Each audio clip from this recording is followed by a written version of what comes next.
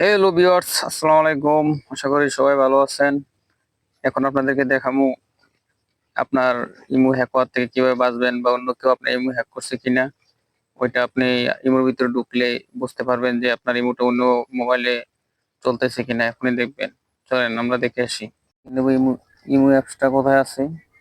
এই যে ইমো ঢুকবেন, ঢোকার পরে এই যে কর্নারে দেখেন এই যে একটা পিক্স আছে, এটার ভিতরে ঢুকবেন। ঢুকলাম।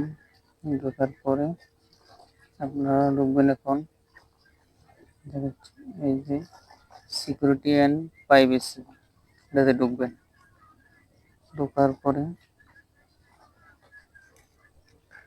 তারপরে এখান থেকে আপনারা ম্যানেজ এন্ড ডিভাইস, এই যে এটাতে ঢুকবেন। এই যে এটাতে ঢুকবেন। ঢোকার পরে এই যে দেখেন এখানে দুইটা সেট ইমো সেট আছে আমার এই নাম্বারে। এই যে উপরে একটা নিচে একটা, এটা হচ্ছে আমার এই মোবাইলে আছে, অ্যাক্টিভ আছে এখন। আর এটা হচ্ছে আমি আরেকটা মোবাইল ইউজ করি, ওইটার মধ্যে আছে। ওইটা থেকে কিভাবে ডিলিট করবো এখন? এই যে ডিলিট অপশনে যাবেন। এই যে এই যে ডিলিট অপশনে এখানে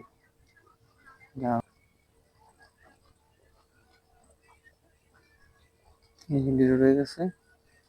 ডিলিট করে আমরা, হ্যালো ভিউয়ার্স, যদি ভিডিওটি আপনার ভালো লাগে অবশ্যই লাইক কমেন্ট শেয়ার করে দিবেন, অন্যকে দেখার সুযোগ করে দিবেন। ধন্যবাদ, সবাই ভালো থাকবেন। আল্লাহ হাফেজ।